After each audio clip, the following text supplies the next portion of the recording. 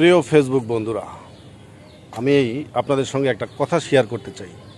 কথাটা হলো, যারাই আমরা ফেসবুকে কাজ করছি, ফেসবুকে সফলতা অর্জন করতে চাইছি এবং এই ফেসবুক জগৎটাতে নিজেকে তুলে ধরতে চাইছি, মেলে ধরতে চাইছি, আমাদের অবশ্যই লক্ষ্য রাখতে হবে। আমরা সফলতা অর্জন করতে গিয়ে থেমে থাকলে চলবে না। কে কি বলল সেই দিকে কিন্তু নজর দিলে হবে না। কারণ আপনি সফল হলে সারা বিশ্ব দেখবে, কিন্তু আপনার যে কাছের মানুষ, আপনার প্রতিবেশী, আপনার যারা আত্মীয় স্বজন, এরা কিন্তু আপনার কখনোই মঙ্গল চাইবে না এবং চায় না। এটাই বাস্তবতা। কারণ তারা চায় সব সময় আপনি নিচে পড়ে থাকুন, আপনি দুর্বল হয়ে থাকুন। এটাই কিন্তু স্বাভাবিক, কারণ কেউ কারো ভালো চায় না। বিশেষ করে বাহবা দেওয়ার লোকের কিন্তু খুব অভাব। আপনি সফলতার পথে হাঁটবেন, সেই পথটা কিন্তু সহজ নয়, অনেকটাই বাঁকাতেরা, অনেকটাই জটিল এবং দুর্গম।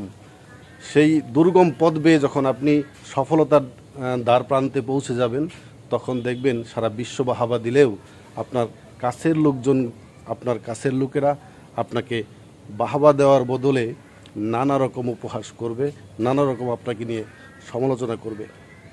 কিন্তু তাই বলেই আপনাকে থেমে থাকলে চলবে না। আপনাকে হাঁটতে হবে, আপনার লক্ষ্য ঠিক রেখে যেতে হবে বহুদূর। সেই লক্ষ্যকে সামনে রেখে আপনাকে এগিয়ে যেতে হবে, আপনাকে পরিশ্রম করে যেতে হবে। আপনি চাইলেই সফল হতে পারেন, কিন্তু আপনাকে কি করতে হবে? তার জন্য কঠোর পরিশ্রম করতে হবে। কে কি বলল সেই দিকে আপনাকে কান দিলে আপনি কিন্তু সফল হতে পারবেন না, আপনাকে পিছিয়ে পড়তে হবে। কারণ এই জগতে বাহবা দেওয়ার লোকের খুবই অভাব, সমালোচনা করার লোকের অভাব নেই।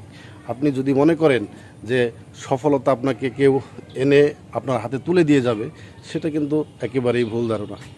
এই জন্যে বলি, যদি কাজ করেন ফেসবুকে, অন্ততপক্ষে মন দিয়ে করেন। কে কি বলল সেই দিকে কান দেওয়ার দরকার নেই, কারণ আপনি সফল হবেন, এটাই আপনার লক্ষ্য হওয়া উচিত। যারা সমালোচনা করে তাদের যোগ্যতা নেই। যোগ্যতা যাদের আছে তারা কখনো সমালোচনা করে না, যাদের যোগ্যতা নেই তারাই সমালোচনা করে। আপনাকে এই কথাটা মাথায় রেখে এগিয়ে যেতে হবে। দুর্বার গতিতে দুর্গম পথ পাড়ি দিয়ে আপনাকে সফলতার সেই চূড়ান্ত পর্যায়ে আপনাকে পৌঁছাতে হবে। এটাই হোক আপনার জীবনের লক্ষ্য এবং উদ্দেশ্য। সবাইকে ধন্যবাদ। ভালো থাকবেন, সুস্থ থাকবেন এই কামনা করছি এবং মন দিয়ে সবাই কাজ করুন, এটাই প্রত্যাশা।